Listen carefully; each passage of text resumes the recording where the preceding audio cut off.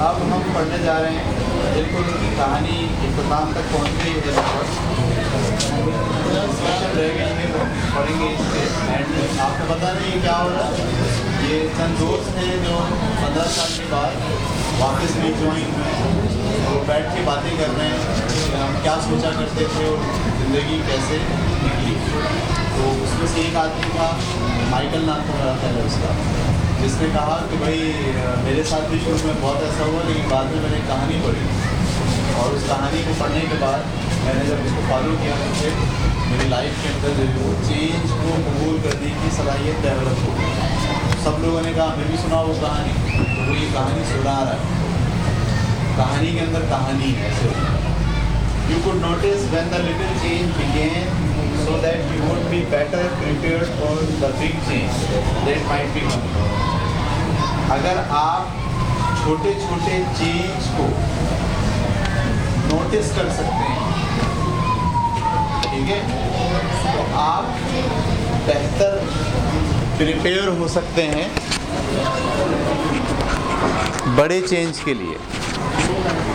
यानी अचानक अगर बड़ी तब्दीली ज़िंदगी में आ जाए तो उसको मैनेज करना मुश्किल होता है, लेकिन अगर रोज़ाना थोड़ी थोड़ी तब्दीली आपको दिख रही हो और आप उसको मैनेज करने के काबिल हो जाएं तो फिर आपके लिए बड़ा चेंज एक्सेप्ट करना आसान होता है। ये लिखा है, he knew he needed to adopt faster. वो जानता था कि उसे ज़रूरत है कि वो तेज़ी से अडॉप्ट करे नई चीज़ों को। For if you do not adopt in time, क्योंकि अगर आप वक्त पर चीज़ों को अडॉप्ट नहीं करेंगे, you might as well not adopt at all, तो फिर आप कभी भी उस बात को अडॉप्ट नहीं कर सकेंगे। जैसे आपने देखा पहले कीबोर्ड वाला मोबाइल था, ठीक है, तो लोग उसके आदी हो गए। फिर टच वाला मोबाइल आया तो लोगों ने फ़ौरन उस मोबाइल को छोड़ा और टच वाले मोबाइल के ऊपर अपने आप को मैनेज कर लिया, अडॉप्ट कर लिया फ़ौरन। अच्छा, जिन लोगों ने अडॉप्ट नहीं किया, आपको सोसाइटी में ऐसे लोग अभी भी दिख रहे होंगे जिन्होंने टच मोबाइल अडॉप्ट नहीं किया, उन्होंने कीपैड वाला ही मोबाइल अपने पास रखा। नतीजा क्या हुआ, अब अगर उनसे कहा जाए कि इसको अडॉप्ट करें तो अब उनके लिए अडॉप्ट करना बहुत मुश्किल है, ठीक है। तो जो थोड़ी थोड़ी तब्दीली आती है, अगर आप उस थोड़ी थोड़ी तब्दीली के लिहाज से अपने आप को बदलते रहें तो आप बड़ी तब्दीली को एक्सेप्ट करने के काबिल हो जाते हैं। लेकिन अगर एकदम कोई बड़ी तब्दीली आप लाना चाह रहे हो अपनी ज़िंदगी में तो वो आपके लिए लाना मुश्किल होता है, ठीक है। ही हैड टू एडमिट, उसे ये बात कबूल करनी पड़ी, that the biggest inhibitor to change lies within yourself and that nothing gets better until you change. बेहतरीन जो बात उसने कबूल की, वो जो आपके अंदर का रहने वाला आदमी है ना, वो बदलना नहीं चाहता, वो वैसे ही रहना चाहता है। और जब भी चेंज आता है वो उसको क्या करता है, रेजिस्ट करता है, ठीक है। अनटिल यू चेंज, यानी जब तक आप तब्दील नहीं होंगे, जब तक चीज़ें तब्दील नहीं होंगी। हम ये समझते हैं बाहर की चीज़ें तब्दील करें हम, जैसे मिसाल के तौर पर इंटरनेट आ रहा है तो हम कहते हैं वो नहीं आना चाहिए, हम उसके ख़िलाफ़ हो जाते हैं, हम उसके अगेंस्ट हो जाते हैं। भाई वो आएगा तो बड़ा मुश्किल हो जाएगा, हमारी सोसाइटी ख़राब हो जाएगी, बर्बाद हो जाएगी, बच्चे हमारे जो है वो इंटरनेट पर बुरी चीज़ें देखेंगे, मिसाल है। तो हम उसको रेजिस्ट करते हैं बजाय इसके कि हम उसको तब्दील करें। हमें किसको तब्दील करना होता है, अपने आप को, ठीक है। जैसे अभी आप ये देख रहे हैं कोरोना आया तो उसमें इस बात की अहमियत बढ़ गई कि आप चीज़ों को ऑनलाइन पढ़ें। तो दो बातें हो सकती थी, या तो आप अपने आप को बदलते या आप इस बात को बदलते कि नहीं भाई ऑनलाइन होनी नहीं चाहिए। तो आपने देखा हमारी सोसाइटी ने क्या करा, रेजिस्ट किया। उन्होंने कहा नहीं, ऑनलाइन होना ही नहीं चाहिए, हो ही नहीं सकता ऑनलाइन। उसके बजाय आप लिख लिख के हमें पर्चे दें, होमवर्क दे दें, डायरी लिख के दे दें, तो हम क्या करेंगे, वो डायरी से जो रोज़ाना का काम होगा वो करते जाएंगे, लेकिन ऑनलाइन हम नहीं पढ़ेंगे। तो उन्होंने उसको रेजिस्ट किया, सही है। तो रेजिस्ट करने से नतीजा क्या निकला, वो सारा मवाद जो इंटरनेट पे मौजूद है, अभी भी है, और तालीम अब सारी की सारी जो है वो चली गई है सेल्फ स्टडी पर और इंटरनेट के ऊपर। तो क्योंकि हमारी सोसाइटी ने उसको एक्सेप्ट नहीं किया, लिहाजा वो एक बहुत बड़े पूल से, एक बहुत बड़े समंदर से इल्म के महरूम है। सही है, अभी भी हमें इसको, इस चेंज को एक्सेप्ट करना पड़ेगा कि हम इंटरनेट के ज़रिए ऑनलाइन चीज़ों को पढ़ने के काबिल हो जाएं। हमारे यहाँ भी ये हुआ, पिछले साल जो बच्चे गए हैं, आप हैरान होंगे, आज से 3 साल पहले हमने अपने स्कूल के अंदर 8वीं क्लास के अंदर बाज़ाब्ता एक टेस्ट किया था और हमने कहा था कि अब हम आपको बुक से नहीं पढ़ाएंगे बल्कि आप सब लोग अपने साथ मोबाइल लाएंगे। और हमने एक पूरी एप्लीकेशन बना के बच्चों को लिंक्स बता दिए थे कि भाई ये हमारा कोर्स होगा। तो हमारा ख़्याल ये था कि हम जो नए ज़माने के तकाज़े हैं उसके मुताबिक हम बच्चों को पढ़ाएं, क्योंकि बुक आपकी स्टैटिक होती है। स्टैटिक का मतलब बस जो लिख दिया वो लिख दिया, कई सालों तक वही रहती है। जबकि जो डिजिटल बुक होती है वो स्टैटिक नहीं होती, वो डायनेमिक होती है। जैसे अभी मुताला पाकिस्तान खोलें आप, उसमें लिखा होगा पाकिस्तान की आबादी कितनी है, तो जिस वक्त किताब छपी थी उस वक्त जो आबादी लिखी थी वही होगी, ऐसा ही है ना। लेकिन अगर वो बुक डिजिटल हो तो उसके अंदर आज कितनी आबादी है उसका तस्करा मौजूद होगा, क्योंकि वो डेली बेसिस के ऊपर क्या होती है, चेंज होती है। इसी तरह से आपकी जो स्टैटिक बुक होती है उसमें वीडियोस नहीं है, उसमें तस्वीरें ज़्यादा नहीं हैं, जबकि जो डिजिटल बुक होती है उसमें क्या होता है, उसमें डिटेल होती है, उसमें तस्वीरें होती हैं, उसमें वीडियोस होती है, उसमें अदर लिंक्स भी होते हैं। तो हमने ये सोचा कि बच्चों को हम इस बात पर आमादा करें कि वो बजाय इसके कि स्टैटिक बुक से पढ़ने के डिजिटल बुक से पढ़ना शुरू करें। और हमने क्लास लगाई और कोर्स अपना मेंटेन किया और पढ़ाना शुरू किया। तो अच्छा, हमें इस बात का ख़तरा था कि मिसयूज़ भी होगा, और वो हो गया मिसयूज़। और स्कूल के अंदर जो बच्चे मोबाइल लेकर आ रहे थे, बजाय इसके कि वो क्लास में बैठ के सिर्फ मोबाइल पढ़ते, क्योंकि इंटरनेट भी हमने प्रोवाइड किया था, क्योंकि डिजिटल बुक है तो वो इंटरनेट के बगैर नहीं चल सकती। तो हमने देखा कि पीछे वाले जो बच्चे हैं वो बैठ के ना वहाँ नीचे उन्होंने मोबाइल किया हुआ और उसमें फ़िल्म देख रहे हैं। हम उनको यहाँ उस बुक से पढ़ा रहे हैं और वो क्या कर रहे हैं, फ़िल्म देख रहे हैं। और फिर वो एक दूसरे की तस्वीरें खींच के फेसबुक पे लगा रहे हैं। क्लासरूम जो है वो उनकी तफरीह की जगह बन गई। तो ये एडॉप्शन जो थी, यानी बजाय इसके कि वो उस किताब को, उस प्रॉपर तरीक़े को अपनी ज़िंदगी में लेकर आते हैं, उन्होंने क्या करा, उसका जो सिर्फ़ और सिर्फ तफरीही मकसद है। अब हमारे यहाँ मोबाइल क्या है, तफरीह है ना। हम मोबाइल को एजुकेशनल डिवाइस के तौर पर ले ही नहीं पा रहे अभी तक। हम ये नहीं कह रहे कि ये जो मोबाइल है ये एजुकेशनल डिवाइस है, बल्कि हम क्या कह रहे हैं, ये इंटरटेनमेंट की डिवाइस है। हम इसमें कार्टून देखेंगे, हम फिल्में देखेंगे, हम ड्रामे देखेंगे, हम ये सारे काम करेंगे। हम फेसबुक पे चले जाएंगे, हम पोस्टें लगाएंगे, ये सारे काम करेंगे। लेकिन उसको एजुकेशनल डिवाइस मानने के लिए तैयार हम नहीं हुए। हम अपने आप को तब्दील नहीं कर रहे। जबकि अगर गौर से आप देखें तो जहाँ मोबाइल आपका या इंटरनेट आपका इंटरटेनमेंट है, उसके साथ साथ वो क्या बन गया है, वो एजुकेशन का भी ज़रिया बन गया है। तो ये जो तब्दीली दुनिया में आई है, क्या हम इस तब्दीली को रोक सकते हैं? हम नहीं रोक सकते इसे। हमें क्या करना पड़ेगा, हम उसको चेंज करने के बजाय खुद को चेंज करने की कोशिश करें। और ख़ुद अगर हम चेंज हो गए तो फिर हम इस तब्दीली को बहुत अच्छे तरीके से इसका फ़ायदा उठा सकते हैं। आगे, perhaps most importantly he realize that there is always new cheese out there. शायद बेहतरीन जो बात उसने महसूस की वो ये थी कि हमेशा नया चीज़ तो दुनिया में होता है, whether you recognize it at that time और नॉट, चाहे आप उसे उस वक्त जानते हो या नहीं जानते हो। यानी नई चीज़, नया चीज़ तो हमेशा मौजूद है दुनिया में, आपको पता हो या ना पता हो, नए मौक़े हमेशा मौजूद रहते हैं।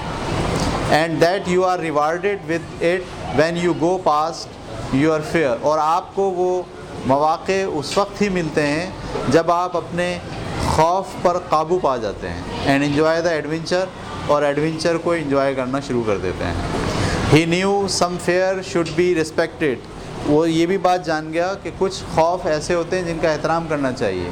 As it can keep you out of real danger, क्योंकि ये आपको हकीकी ख़तरे से बाहर रखते हैं। वो खौफ ही होता है जो आपको उस हकीकी ख़तरे से बाहर रखता है। But he realize most of his fear were irrational, लेकिन उसने ये भी महसूस किया कि उसके ज़्यादातर खौफ गैर ज़रूरी हैं।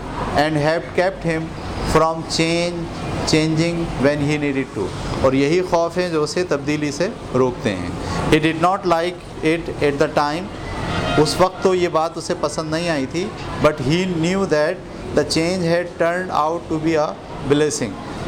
बाद में उसे ये बात पता चल गई कि जो तब्दीली होती है ये हमारे लिए रहमत होती है। इन डिस्गाइज, वो भेस बदली हुई होती है। As it lead him to the find better cheese, यानी जो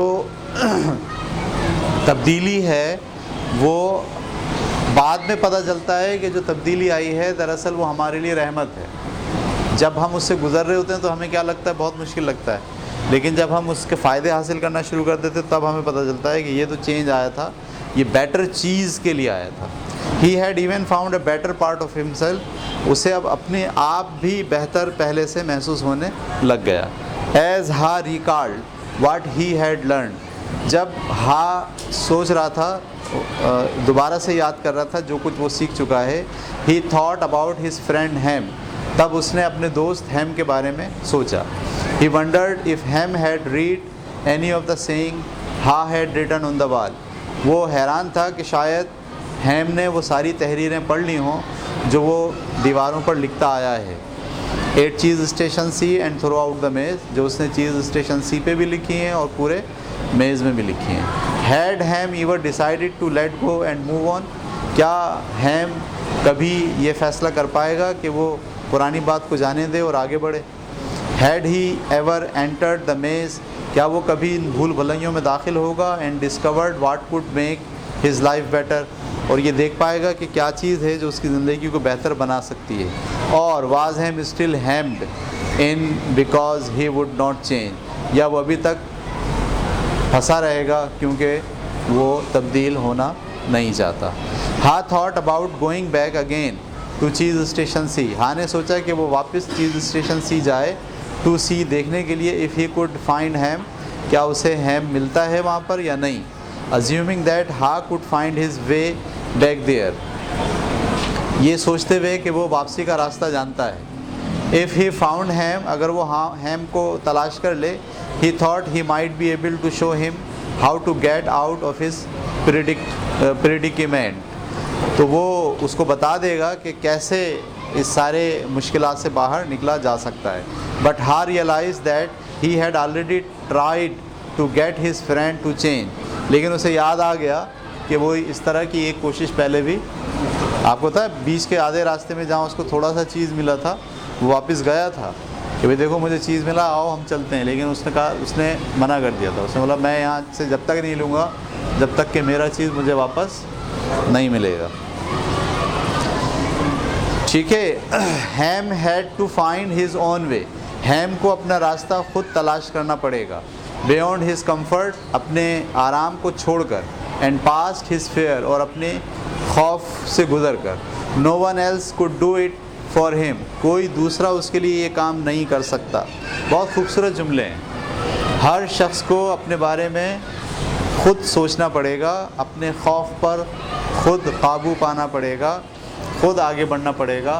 कोई दूसरा उसके लिए ये काम नहीं कर सकता। वो उसको समझा तो सकता है, लेक्चर तो दे सकता है, उसको बता तो सकता है क्या ठीक है क्या गलत है, क्या अप्स हैं क्या डाउन है, लेकिन हर आदमी को फ़ैसला ये खुद करना पड़ता है कि उसे क्या करना है। ठीक है।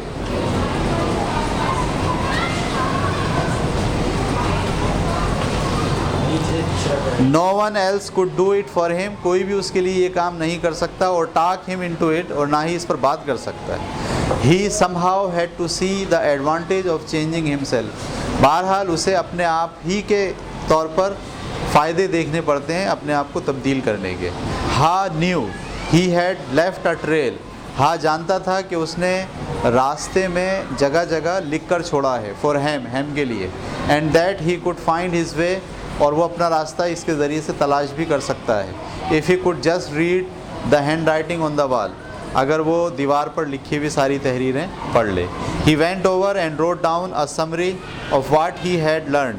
वो आगे बढ़ा और उसने समरी लिखी जो कुछ उसने अब तक सीख लिया है। ऑन द लार्जेस्ट वॉल, एक बड़ी सी दीवार पर, of Cheese Station. And he drew a large piece of cheese. उसने बड़ा सा चीज़ का टुकड़ा निकाला। All the insights he had become aware, उसमें से जिसके बारे में वो अच्छी तरीके से जानता था। एंड स्माइल्ड, और उसने मुस्कुराया, वो मुस्कुराया। As he looked at what he had learn, उसको देखकर जो उसने सीखा था। अब उसने एक बड़ी तहरीर लिखी है। क्या लिखी है? Number 1, change happens they keep moving the cheese. क्या मतलब? चेंज हैपन्स, तब्दीली वाक़ होती है। जो आपको नेमत देने वाला होता है वो मूव करता रहता है उस नेमत को। सही है? एक जगह से अगर आपको कोई नेमत मिल रही है, कोई चीज़ मिल रही है, तो हमेशा वहाँ से आपको चीज़, वो आपको क्या करता है? वो मूव करता है। पहली चीज़ उसने ये सीखी। दूसरी, anticipate change, get ready for the cheese to move. तैयार रहिए अपने चीज़ के मूव होने के लिए। यानी जहाँ से आपको फ़ायदा मिल रहा है, आमदनी मिल रही है, चीज़ मिल रहा है, वो हमेशा वहाँ से नहीं मिलेगा। आप ज़हनी तौर पर तैयार रहिए कि ये एंटिसिपेट होगा, ये यहाँ से गायब होगा। तीसरी, मॉनिटर चेंज। तीसरी बात क्या? जो तब्दीली आ रही है आपके कारोबार में, आपके बिज़नेस में, आपकी आमदनी में, आपकी नेमत में, उस पर ज़रा अच्छे तरीके से निगाहें रखें। सही है? ताकि आपको पता चलता रहे, मॉनिटर करते रहें चेंज को। एडाप्ट टू चेंज क्विकली, फ़ौरन तब्दीली को एडॉप्ट कर लें, फ़ौरन तब्दीली को एडॉप्ट कर लें। ठीक है? चेंज मूव विद द चीज़, जैसे जैसे चीज़ मूव होता है वैसे वैसे चेंज भी बदलता है। यानी बदलाव भी एक जैसा नहीं आता। आज जो तब्दीली की ज़रूरत है वो कुछ और है, कल जो तब्दीली की ज़रूरत होगी वो कुछ और होगी, परसों तब्दीली की ज़रूरत किसी और शक्ल में आएगी। तो हर वक्त तब्दीली के लिए आपको तैयार रहना चाहिए। अच्छा, फिर उसके बाद है एंजॉय चेंज। चेंज को हमेशा क्या करना चाहिए? एंजॉय करना चाहिए। गाली नहीं बकनी चाहिए, गुस्सा नहीं आना चाहिए, रोना पीटना शुरू नहीं करना चाहिए, बल्कि उसको चेंज को एंजॉय करना चाहिए। Be ready to change quickly and enjoy it again and again. हमेशा तब्दीली के लिए तैयार रहें और उसे बार बार एंजॉय करते रहें। आगे, Haw realized how far he had come since he had been with him. Haw ने ये सोचा, महसूस किया कि वो कितनी दूर निकल आया है स्टेशन सी से।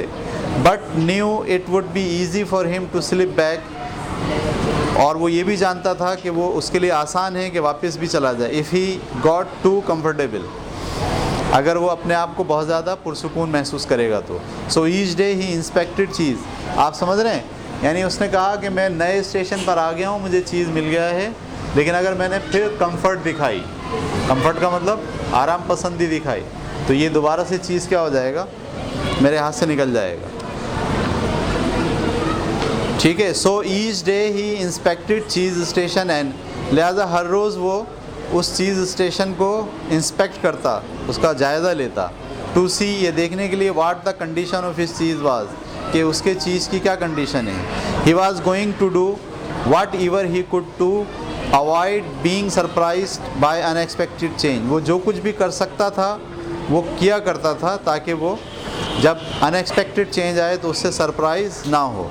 While Haw still had a great supply of cheese, अगरचे के अभी हा के पास चीज़ की बहुत बड़ी मकदार मौजूद थी, इसके बावजूद he often went out into the maze, वो इसके बावजूद मेज़ में जाया करता था। एंड एक्सप्लोर न्यू एरियाज़, और नए नए एरियाज़ की तलाश भी करता था। टू स्टे इन टच, ताकि वो टच में रहे with what was happening around him, कि उसके चारों तरफ हो क्या रहा है। यानी उसके पास अगरचे कि बहुत बड़ा ज़ख़ीरा मौजूद है, लेकिन उसने पहले से बात सीख ली है कि वो खा भी रहा है और साथ साथ इधर उधर घूम भी रहा है ताकि नए चीज़ें देखता रहे और क्या कुछ नया हो रहा है उसे वो अंदाज़ा भी कर सकते।